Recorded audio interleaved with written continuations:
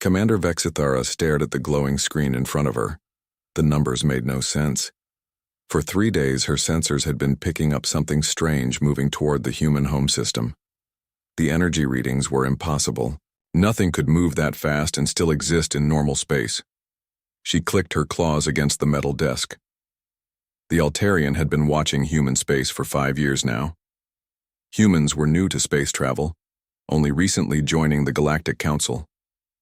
They were loud, messy, and always doing things the wrong way, but they had never shown technology like this.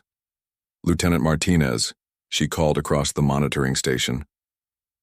The human officer looked up from his workstation. Jake Martinez was the only human assigned to Zephyr 7, a small outpost that watched the edge of known space. He spent most of his time translating between human and alien languages. Yes, Commander? Jake walked over to her station. His brown hair was messy as always. Humans never seemed to care about proper appearance. Look at these readings. Vexthara pointed at the screen with one of her forearms. Something big is heading toward your home system. My computers cannot identify it. Jake studied the data. His face went pale. These energy levels are off the charts. What kind of ship puts out this much power? Before Vexithara could answer, Jake's personal communicator started beeping. The urgent tone meant priority messages from Earth. He quickly accepted the call. Admiral Patricia Burke's voice filled the small space around them. Martinez, we have a problem. All our deep space sensors in Sector 7 just went dark. Something massive entered human space about an hour ago. Our technology can't get a proper scan on it. Jake looked at Vexithara.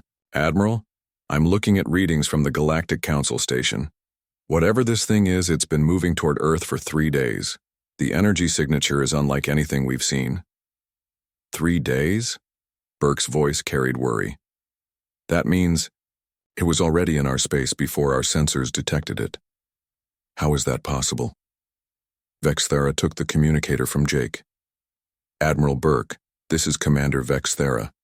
The object appears to exist in multiple phases of reality at the same time. Our best scanners show it occupying several different positions simultaneously. Silence filled the channel for a long moment. Finally, Burke spoke. Commander, are we looking at some kind of new alien technology? Unknown. The readings suggest advanced temporal manipulation, but no known species possesses such capabilities. Far, away from both monitoring stations, something impossible was happening. The USS Defiance hung in space like a ghost ship. Its hull seemed to shift and blur, sometimes appearing solid, other times looking like it was made of light and shadow. The ship existed in a state that broke several laws of physics. On the bridge, Captain Lisa Hayes stood watching the main screen. She was tall, with short black hair and tired eyes. Behind her, the bridge looked wrong. Some sections appeared to be from a modern human starship, while others looked decades more advanced. Consoles flickered between different time periods, showing technology that hadn't been invented yet. Chief, how are our systems holding up? Lisa asked without turning around. Chief Engineer Bobby Chen looked up from a control panel that was partially transparent. He was a stocky man with grease stains on his uniform. The chronoton drive is finally stable, Captain. We can maintain this phase state for another few hours. Lisa nodded. Around the bridge, her crew worked at their stations. Some of them looked like normal humans from the late 2300s. Others wore uniforms from decades in the future. A few crew members appeared younger than they should be, while others looked older than when they had first boarded the ship. Navigation. What's our position? Lisa asked. Lieutenant Danny Foster checked his instruments. The young man had been 25 when they started their journey. Now he looked 30, even though only a few months had passed from his perspective. We're approaching Mars orbital space, Captain. Earth is detecting us, but their sensors can't get a proper lock. Good. Communications, open a channel to Luna Base. It's time to let them know we're coming home. The communications officer, Ensign Kelly Wright, worked at her station. Kelly had joined the crew as a recent academy graduate. The temporal effects of their journey had aged her mind faster than her body, giving her the experience of a veteran, officer in a young woman's frame. Channel open, Captain. Lisa took a deep breath. What she was about to say would change everything for Earth's government. Luna Base, this is Captain Lisa Hayes of the USS Defiance. We are requesting immediate docking clearance and priority communication with Colonial Defense Command. Back at Luna Base, Admiral Burke nearly dropped her coffee cup. She was a stern woman in her 50s with gray hair and sharp eyes. She had commanded Luna Base for 8 years and thought she knew every ship in the human fleet. USS Defiance? She repeated into her communicator. There is no ship by that designation in our records. Admiral, Lisa's voice came through clearly despite the impossible distance. We are a classified vessel returning from an extended mission. I need to speak with you immediately about an incoming threat to Earth. Burke looked at the other officers in her command center. Colonel Steve Parker, a thin man with nervous energy, was checking ship registries on his tablet. Dr. Amy Rodriguez, the base's chief scientist, was studying sensor readings with confusion written across her face. Captain Hayes, Burke said carefully, our sensors show your vessel has energy readings that exceed anything in our fleet. What kind of mission were you on? Admiral, we've been traveling through folded space-time for what appears to be 43 years from your perspective. During our journey, we discovered intelligence about a massive alien invasion fleet heading toward Earth. We need to dock immediately. Dr. Rodriguez looked up from her screens. She was a small woman with bright eyes and quick hands. Admiral, I'm seeing design elements in their ship that match some old classified files. Files I've never been cleared to access. Colonel Parker found what he was looking for on his tablet. His face went white. Admiral, there was a USS Defiance.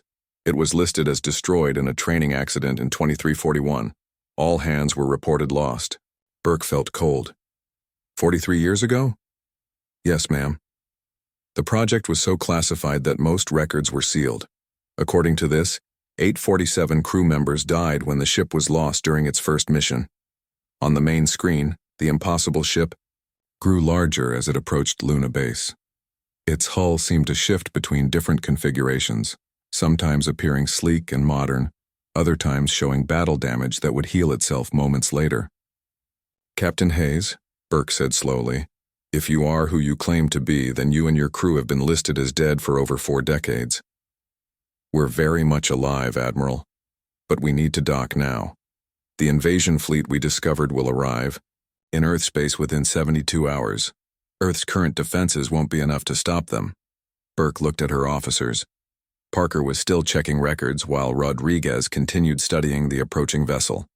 On her screens, she could see that whatever this ship was, it represented technology far beyond anything Earth currently possessed. Very well, Captain Hayes. You have permission to dock at Luna Base Port 7, but I want a full security team standing by. Understood, Admiral. And Admiral, the aliens coming to destroy Earth call themselves the Hegemony. They've been planning this attack for decades. The communication ended, leaving Luna Base's command center in stunned silence. Through the large windows, they could see the USS Defiance approaching. The ship looked both ancient and impossibly advanced, existing in a way that hurt to look at directly. Admiral Burke turned to her staff. Get me the Colonial Defense Council on priority channels, and find me everything we have on the original USS Defiance project.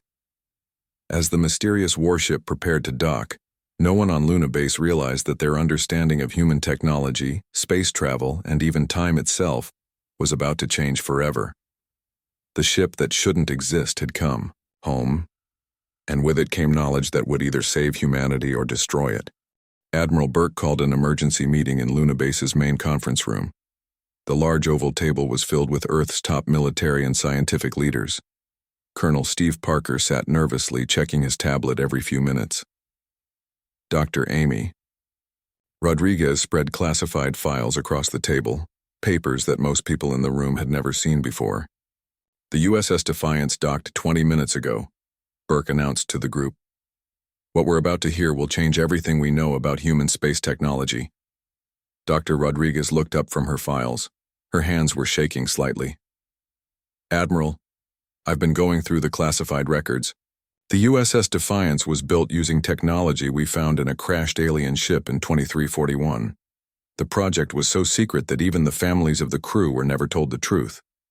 What kind of technology?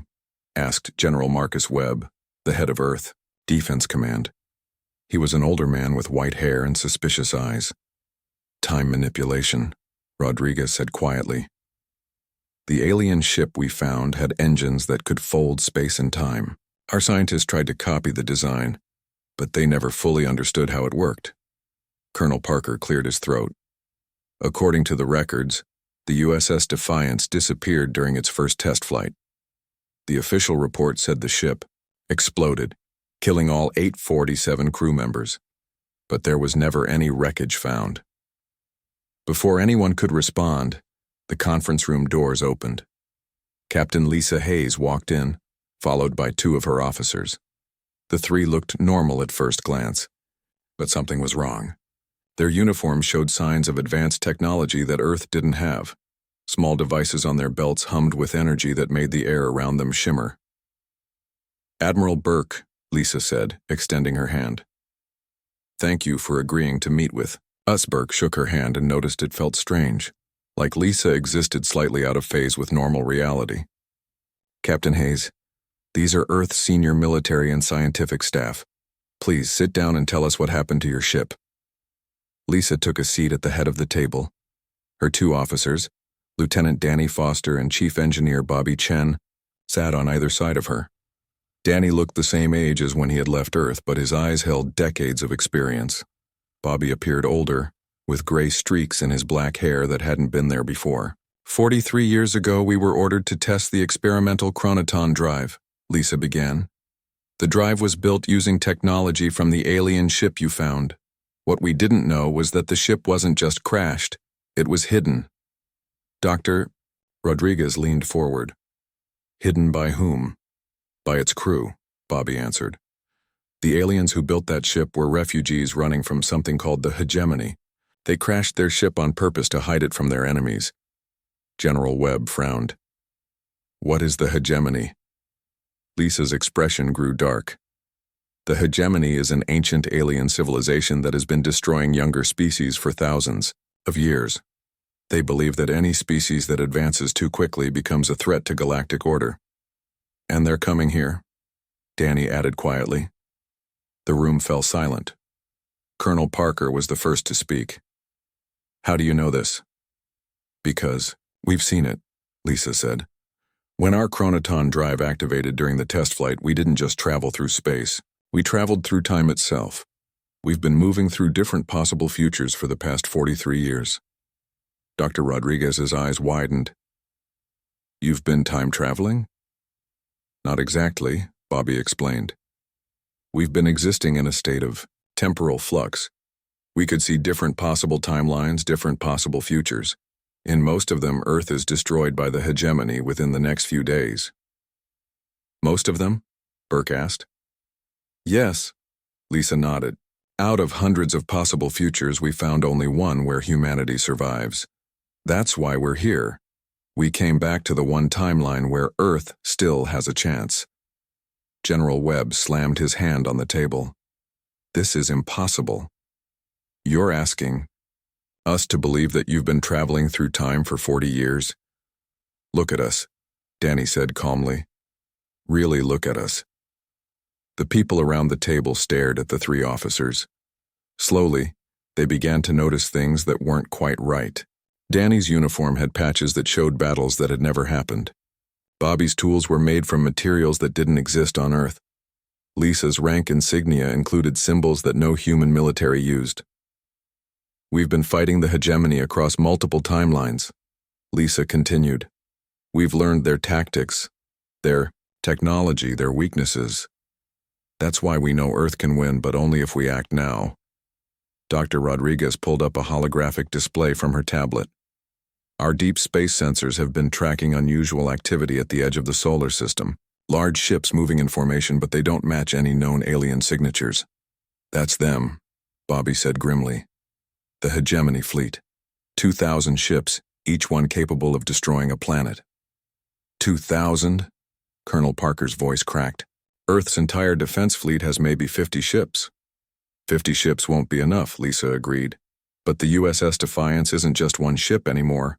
Our journey through time has changed us. We exist in multiple phases of reality. We can be in several places at once. Burke looked confused. What does that mean? It means we can fight a battle that exists across time and space simultaneously, Lisa explained. But we'll need help. We can't defeat the hegemony alone. At that moment, alarms began sounding throughout Luna Base. The emergency lights flashed red, and a voice came over the intercom system. Admiral Burke to the command center immediately. We have multiple large contacts entering the solar system. Everyone, rush to the command center. The main screen showed a view of space beyond Pluto. Dozens of massive ships were emerging from what looked like tiers in space itself. The ships were enormous, each one larger than Luna Base. When did they arrive? Burke demanded. Just now, replied the duty officer. They appeared out of nowhere. Our sensors couldn't detect them until they were already here. Lisa looked at the screen and her face went pale. They're early. The hegemony fleet wasn't supposed to arrive for another 3 days. Can your ship fight them? General Webb asked.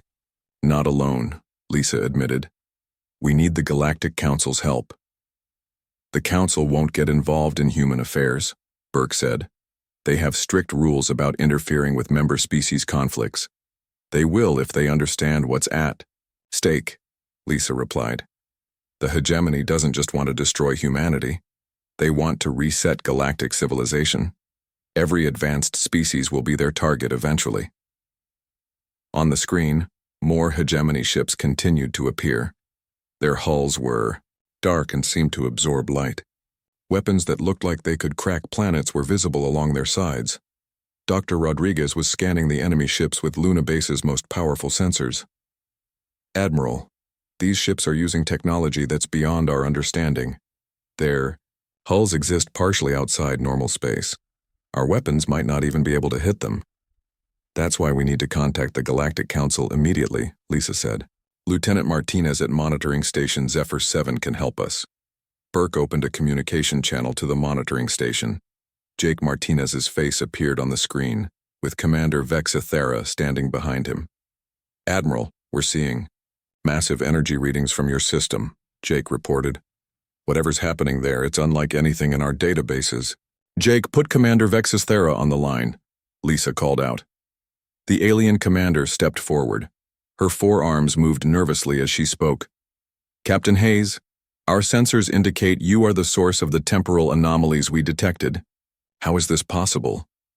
Commander, the hegemony fleet has arrived in Earth space. They're using dimensional technology that your people need to know about. If they succeed here, they'll target every species in the galaxy. Vexithara's large eyes grew wider. The hegemony?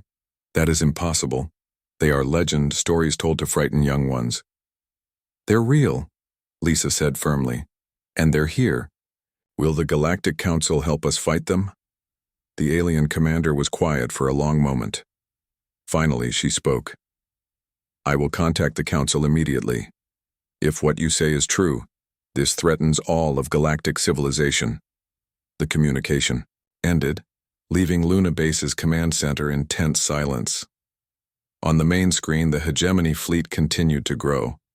Ships that looked like they belonged in nightmares filled the space around Earth's outer planets. Captain Hayes, Admiral Burke, said quietly, "What are our chances?" Lisa looked at the screen showing the massive enemy fleet. In most timelines, Earth falls within hours, but we're not in most timelines anymore. We're in the one timeline where humanity survives because we fight smarter, not harder. What did I... You mean? The hegemony has never faced an enemy that could exist in multiple time phases simultaneously. They don't know how to fight us. That's our advantage. Bobby Chen stepped forward. Admiral, we need to get the USS Defiance ready for battle, but first we need to show your people what we learned during our journey through Tim. What did you learn? Dr. Rodriguez asked. Lisa smiled grimly. We learned that humans have something no other species in the galaxy has. We learned that when everything seems impossible, humans find a way to make it possible anyway.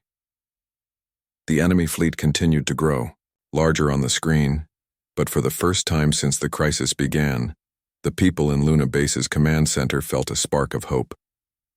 The ship that shouldn't exist had returned with knowledge that might save them all. The hegemony fleet moved closer to Earth like a dark cloud of death. Admiral Burke watched the main screen as 2,000 alien warships formed attack formations around Mars. Each ship was the size of a small city, covered in weapons that could destroy planets. "Our defense fleet is moving into position," Colonel Parker reported. His voice was shaky. 50 ships against 2,000. This is impossible. Captain Lisa Hayes stood next to Admiral Burke in Luna Base's command center. "Admiral, your ships need to stay back. Let the USS Defiance engage first. We need to show the hegemony something they've never seen before." "What can one ship do against that fleet?" General Webb asked. "Watch and learn," Lisa replied. On the communication screen, Commander Vexathera appeared from monitoring station Zephyr 7. Behind her, Lieutenant Jake Martinez was coordinating with multiple alien vessels. Captain Hayes, the alien commander, said, "The Galactic Council has agreed to send ships to help. We have 47 vessels from 6 different species on their way to Earth." "That's still not enough," Burke said grimly. "Numbers don't always win battles," Lisa replied. "Jake, are the Council ships ready to follow unconventional tactics?" Jake nodded. "They're scared, Captain. The hegemony technology is unlike anything they've seen. They're willing to try anything." Lisa turned to Bobby Chen, who was working at a portable control station he had brought from the USS Defiance. "Chief, are we ready?" "Chronoton drive is at full power," Bobby reported. "We can maintain multiple phase states for about 2 hours. After that, the ship might tear itself apart." 2 hours should be enough," Lisa said. She opened a communication channel to all human and alien ships.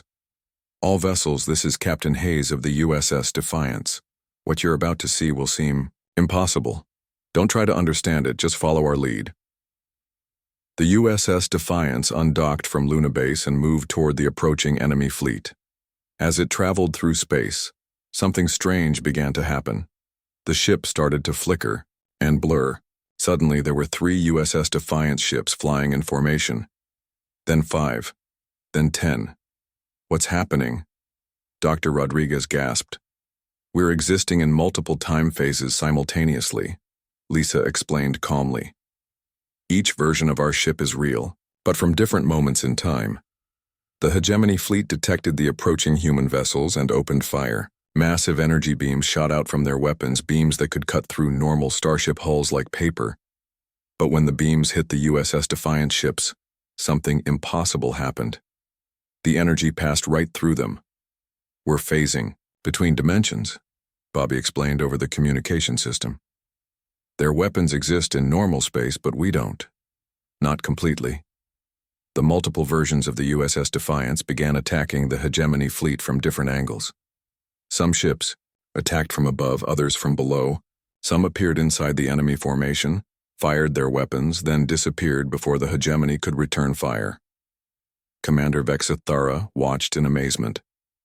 "This is impossible. They are violating the basic laws of physics." "Humans have never been good at following rules," Jake replied with a grin. The Galactic Council ships arrived and began following the USS Defiance's lead. Captain Derek Walsh, commanding the human destroyer USS Atlanta, tried to copy the impossible maneuvers he was seeing. "All ships, try to think like the USS Defiance," he broadcast to the human fleet. "Don't attack where the enemy expects you to attack." Commander Rachel Stone, piloting the USS Phoenix, had an idea. "What if we don't attack their ships directly? What if we attack the space around them?" She fired her weapons not at a hegemony vessel, but at the empty space next to it. The energy blast seemed to do nothing, but suddenly the enemy ship began spinning out of control. "Brilliant!" Lisa's voice came over the communication system. "You're disrupting their dimensional anchors. Keep it up." The human ships began using tactics that made no sense according to normal space combat. They fired at empty space, flew in impossible patterns, and attacked from directions that shouldn't exist. The aliens in the Galactic Council fleet watched in confusion, but they began copying the human tactics. Major Tony Kim, the tactical officer aboard the USS Defiance, was coordinating the multidimensional attack. "Captain, the hegemony is getting confused. Their ships are designed to fight in normal space. They don't know how to handle attacks that come from multiple time phases. Good, Lisa replied. Dr. Rodriguez, are you monitoring this battle from Luna Base? Yes, Captain, came the scientist's voice. Our computers are trying to analyze what you're doing, but the math doesn't work. That's the point, Lisa laughed. We're not following math. We're following human instinct. The battle continued for 30 minutes. The massive hegemony fleet was being pushed back by a much smaller force using tactics that broke every rule of space warfare. But then something changed. Captain, Bobby warned, the hegemony ships are adapting. They're starting to phase shift their weapons. New energy beams shot out from the enemy fleet. These beams flickered between dimensions, trying to hit the USS Defiance in multiple time phases at once. They're learning our tactics, Lisa said grimly. We need to try something else. What do you suggest? Admiral Burke asked from Luna Base. Lisa looked at the tactical display showing the massive enemy fleet. We need to stop thinking about this as a normal battle. Bobby, what would happen if we overloaded our chronoton drive? The explosion would create a dimensional rift, Bobby replied nervously. It could tear a hole in space-time itself. Exactly. We don't need to destroy their ships. We need to send them somewhere else. Commander Vexithara's voice came over the communication system. Captain Hayes, what are you planning? We're going to create a controlled dimensional collapse, Lisa explained. It will send the hegemony fleet backward through time before they launch their invasion. That's incredibly dangerous, Dr. Rodriguez warned. The explosion could destroy the entire solar system. Not if we do it right, Bobby said, understanding Lisa's plan. If we can get the Galactic Council ships to contribute their energy to the dimensional matrix, we can control the collapse. Jake Martinez was translating the conversation for the alien commanders. They're willing to try, he reported. They don't fully understand the plan, but they trust human judgment. All right, Lisa announced to all ships. Here's what we're going to do. Every ship needs to focus their energy on the center of the hegemony fleet. Don't try to destroy them. Try to create an energy vortex. A vortex? Captain Walsh asked. Think of it like a whirlpool in space, Lisa explained. We're going to create a spinning hole in reality itself. The combined human and alien fleet began firing their weapons at the same point in space, right in the middle of the hegemony formation. At first, nothing seemed to happen.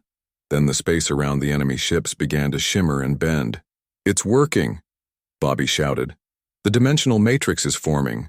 The hegemony ships tried to escape, but they were caught in the growing energy vortex. Space itself was twisting around them like water going down a drain. All ships, maximum power, Lisa commanded. Focus everything on the vortex. The USS Defiance began glowing brighter as its chronoton drive reached dangerous levels. Steam and sparks filled the bridge as systems overloaded.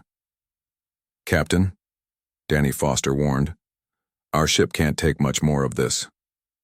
Just a little longer, Lisa replied, watching the tactical display. The space vortex grew larger and larger. The hegemony ships were being pulled into it, spinning helplessly as reality bent around them. One by one, the massive warships disappeared into the dimensional rift. Where are they going? Admiral Burke asked. Back to where they came from, Lisa replied. Back to before they decided to attack Earth. But something was wrong. The vortex was growing too large, pulling in everything around it, including the human and alien ships. We're losing control, Bobby shouted over the alarms. The dimensional collapse is expanding. All ships pull back, Lisa ordered, but it was too late. The energy vortex had become a black hole in space-time itself, and it was growing bigger every second. Lisa looked at her crew. She had one more desperate plan, but it would require a sacrifice that would change everything forever. Bobby, can we stabilize the collapse by flying directly into it? Yes, Bobby replied grimly. But the USS Defiance would be destroyed in the process. Lisa nodded slowly. She had seen this moment in the timeline visions during their long journey. She knew what had to be done. All ships, this is Captain Hayes. Get clear of the vortex immediately. The USS Defiance will handle the rest. Captain? No. Jake's voice came over the communication system. This is why we came back. Lisa said calmly. This is the one timeline where humanity survives, but survival requires sacrifice. The USS Defiance turned toward the growing dimensional rift and began flying directly into certain destruction. The USS Defiance flew straight toward the massive energy vortex that was tearing space and time apart. Captain Lisa Hayes stood on the bridge, watching the swirling darkness grow larger on the main screen. Her crew worked frantically at their stations, even though they all knew this was a one-way trip. Captain, all systems are overloading, Chief Engineer Bobby Chen reported. Sparks flew from control panels around him. The chronoton drive is at 300% capacity. We have maybe 2 minutes before it explodes. That's all we need, Lisa replied calmly. At Luna Base, Admiral Burke watched helplessly as the impossible ship flew toward certain destruction. Captain Hayes, there has to be another way. There isn't. Lisa's voice came through the communication system. We've seen every possible timeline. This is the only way humanity survives. But then something unexpected happened. Commander Vexithara's voice cut through the communication channel from monitoring station Zephyr 7. Captain Hayes, wait. The Galactic Council ships are not retreating. They're following you toward the vortex. On the tactical display, all 47 alien vessels were flying in formation behind the USS Defiance. Each ship was pushing its engines to maximum power, adding their energy to the dimensional collapse. What are they doing? Dr. Rodriguez asked from Luna Base. Lieutenant Jake Martinez answered from Zephyr 7. They say if humans are brave enough to sacrifice themselves for the galaxy, then they will too. Lisa felt tears in her eyes. All Council ships, please pull back. You don't need to die with us. Commander Vexithara's voice was firm. Captain Hayes, for too long the Council has watched while others fought our battles. Today, we fight together. The combined fleet of human and alien ships flew into the energy vortex. But instead of being destroyed, something amazing began to happen. The ship's combined energy was stabilizing the dimensional collapse. The dangerous black hole in space-time was beginning to shrink. It's working, Bobby shouted over the alarms. The energy from all our ships is creating a controlled implosion. But Captain, Danny Foster warned, we're still inside the vortex. Even if we stabilize it, we might be trapped here forever. Lisa nodded. She had known this might happen. At least Earth will be safe. Back at Luna Base, Dr. Rodriguez was studying the sensor readings. Admiral, the vortex is collapsing, but it's creating something else. The space around it is changing. Changing how? Burke asked. It's becoming a bridge, Rodriguez said, in amazement. A bridge between dimensions. The USS Defiance isn't being destroyed. It's becoming part of the bridge itself. Inside the vortex, the USS Defiance was transforming. The ship's hull began glowing with energy from multiple time periods. Some sections looked like they were made of pure light, while others appeared solid but existed in several dimensions at once. Captain, Bobby reported, the chronoton drive isn't exploding. It's evolving. We're becoming something new. Lisa looked around the bridge. Her crew was changing too. They still looked human, but they also existed in multiple time phases simultaneously. They had become beings that could travel between dimensions as easily as walking through a door. All ships, Lisa announced. The dimensional bridge is stable. The hegemony fleet has been scattered across multiple timelines. Some ships went back to their homeworlds decades ago. Others were sent into possible futures where they can't harm anyone. Admiral Burke's voice crackled through the communication system. Captain, what's your status? We're alive, Admiral, but we're not the same as we were before. The USS Defiance has become a bridge between dimensions. We can travel through time and space in ways that were impossible before. Commander Vexithara reported from her station. All Galactic Council ships are returning to normal space. We are undamaged, but our sensors show the USS Defiance now exists in a state that our science cannot explain. What does this mean for Earth? General Webb asked. Lisa smiled. It means humanity is no longer just another young species trying to survive in the galaxy. We've proven that human creativity and alien cooperation can solve problems that seemed impossible. The emergency at Earth was over, but the changes were just beginning. In the weeks that followed, everything about galactic politics shifted. The Galactic Council created a new organization called the Interdimensional Defense Force, with Lieutenant Jake Martinez as humanity's first ambassador. Jake found himself promoted to colonel and stationed permanently at a new base built specifically for dealing with threats that existed across multiple dimensions. "I never thought I'd be working with time-traveling humans and interdimensional aliens," he told his family in a video call to Earth. Dr. Rodriguez led a team of human and alien scientists who studied the dimensional bridge technology. They learned how to build devices that could detect threats from other timelines before they became dangerous. "We're not just defending Earth anymore," she explained to Admiral Burke. "We're helping to defend all of reality." The USS Defiance received new orders from Earth's colonial government. Captain Hayes and her crew would explore other dimensions, looking for threats like the hegemony before they could attack any civilization. Their ship had become the perfect tool for this job. It could exist in multiple realities at once and travel through time itself. "Are you ready for this?" Lisa asked her crew as they prepared for their first interdimensional mission. Bobby Chen, who now looked like he was made partly of energy and partly of normal matter, grinned. "Captain, we've been preparing for this our whole lives, even the lives we haven't lived yet." Danny Foster, who could now see multiple possible futures simultaneously, checked their navigation systems. "Course plotted for the Andromeda Galaxy. Timeline designation 2847 Alpha. There are reports of another ancient species that destroys young civilizations. Take us there, Mr. Foster," Lisa commanded. The USS Defiance disappeared from normal space, becoming a ghost ship that could appear anywhere in the galaxy when humanity needed it most. Back on Earth, children learned about the Battle of Saul in their history classes. They were told how humans and aliens worked together to defeat an enemy that seemed impossible to beat.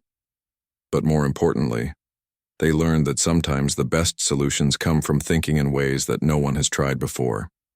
Admiral Burke, now promoted to head the new Interdimensional Defense Command, often looked up at the stars and wondered where the USS Defiance was at that moment. She knew that somewhere in the vast universe, Captain Hayes and her crew were protecting civilizations that didn't even know they were in danger. The Galactic Council had changed too. Species that had never worked together before now shared technology and ideas. They had learned that cooperation could create possibilities that none of them could achieve alone. Commander Vexithara, now leading the Council's new Temporal Security Division, often thought about the day the impossible human ship had appeared in their space. "That day," she told her staff, "we learned that the universe is much stranger and more wonderful than we ever imagined." Years passed and stories spread throughout the galaxy about the mysterious human ship that could appear anywhere, anytime to help those in need. Some called it a legend. Others said it was just a story told to make people feel safe. But sometimes, when a young civilization faced an enemy too powerful to defeat, a ship that shouldn't exist would appear out of nowhere. It would fight using tactics that made no sense, win battles that should have been impossible, and then disappear again into the spaces between dimensions. The USS Defiance had become more than just a warship. It had become a symbol of hope, proof that no matter how impossible a situation seemed, there was always a way to win if you were brave enough to try something new. And somewhere in the vast reaches of space and time, Captain Lisa Hayes and her crew continued their eternal mission, protecting the galaxy from threats that existed beyond normal reality. They had started as humans who were lost in time, and they had become guardians of time itself. The warship that shouldn't exist had found its true purpose, to make sure that hope and freedom would always exist, no matter what impossible enemies might threaten them.